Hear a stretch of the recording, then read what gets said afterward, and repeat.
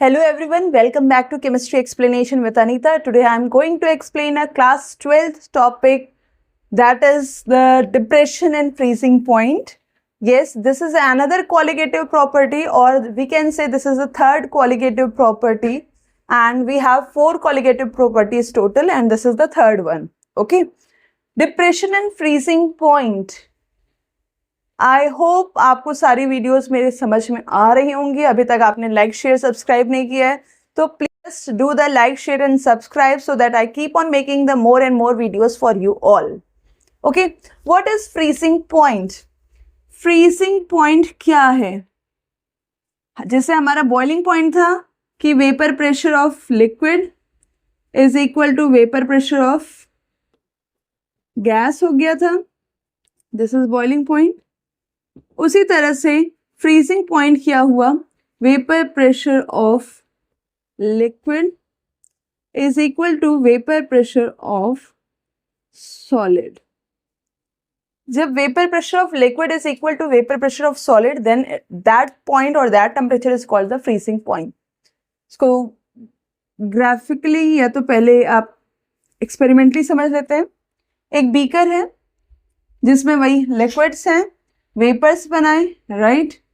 अब इसका just reverse phenomena हो रहा है. इसमें हम सल्यूट्स ऐड कर दिए, वेपर्स कम बनने शुरू हो गए, डिप्रेशन हो गया, राइट. वेपर्स का इतना समझ में आया.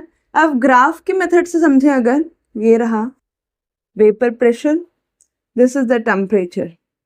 ओके, प्योर सॉल्वेंट था. अगर जब हमारा प्योर है, वेपर्स बने, वेपर्स बन गए, ठीक है. थोड़ा यहाँ से बनाते हैं. वेपर्स बन गए, ऐसे बनाते हैं. ओके, इसमें सल्यूट ऐड कर दिया तो वेपर प्रेशर डिक्रीज हो गए. ये सॉल्वेंट का था, ये सॉल्यूशन का हो गया. ओके, बॉइलिंग पॉइंट ऐसा ही निकाल रहे थे हम. कुछ फ्रीजिंग पॉइंट निकालना है तो वेपर प्रेशर ऑफ लिक्विड, ये लिक्विड का वेपर प्रेशर है, is equal to the vapour pressure of solid. अब सॉलिड वेपर प्रेशर, सॉलिड जैसे कि कभी कदार सब्लिमेट हो जाते हैं या तो वेपराइज हो जाते हैं, तो यहाँ सॉलिड का रहा थोड़ा स्टीप बनेगा. सॉलिड बहुत कम ही वेपर्स बनाता है डायरेक्टली, ऐसा बन गया, ठीक है.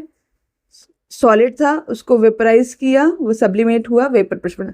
इस पॉइंट पे ये मीट कर गए तो हम कह सकते हैं कि ये this is the freezing point. या तो जो हमारे मैथमेटिकल एक्सप्रेशन से हमने किया था TF not, because it is a pure solution का. सॉल्वेंट ये जो सॉलिड से कब मिल रहा है, ये सॉलिड का लिख दे रहे हैं, सॉलिड. अब ये सॉलिड पे जब मीट करेगा, that is the freezing point. हम इसको एक्सट्रापोलेट किए, बाहर ले गए यहाँ, तो यहाँ TF बन गया, that is the freezing point of the solution, right. अब फिर हम जैसे TB में लिखा था, TF में लिख देते हैं. डिफरेंस इन द टेम्परेचर क्या होगा? क्योंकि ये ज्यादा बड़ा है तो TF not minus TF. This is the difference in the freezing point of a solution when non volatile solute is added. ये हो मैथमेटिकली देखा गया कि delta TF is directly proportional to the molality. Directly proportional का sign हटाया तो delta TF is equal to the KFM. Yes, almost similar to that of the boiling point elevation constant. It is the freezing point elevation constant that is called as cryoscopic constant या molar depression constant या depression in freezing point constant. Okay, वो सारा नाम से पता चल रहा है. क्रायोस्कोपिक थोड़ा कम समझ में आता है कि that is related with the boiling और द फ्रीजिंग, ठीक है. ये हो गया. अगेन इसमें पूछा जाएगा डिफाइन KF, तो आप वही करोगे. If M is equal to 1, delta TF equal to KF. ये हो गया डेफिनेशन, डिफाइन कर दिया. अगर आप फॉर्मूला बनाएंगे तो you can not use this directly, तो we have to expand this. M को वही करेंगे, weight of solute upon molecular weight of solute into 1000 upon weight of solvent. This is the formula with the help of which we can calculate the delta TF. और question यही नहीं रुकता है, question पूछा जाता है what is the freezing point of the solution. Okay, तो हमें ये निकालने के बाद हमें ये वाला फॉर्मूला अगेन लिखना होगा.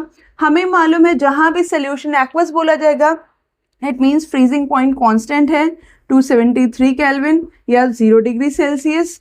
ये वैल्यू मिल गई हमें इस फॉर्मूले से, ये वैल्यू फाइंड आउट करनी होगी. हम लोग क्या करते हैं, यहीं तक रुक जाते हैं कि आंसर निकल आया. After that you have to do this, तभी हमारा freezing point of the solution निकलेगा. I hope this video is very clear to everyone. Thank you.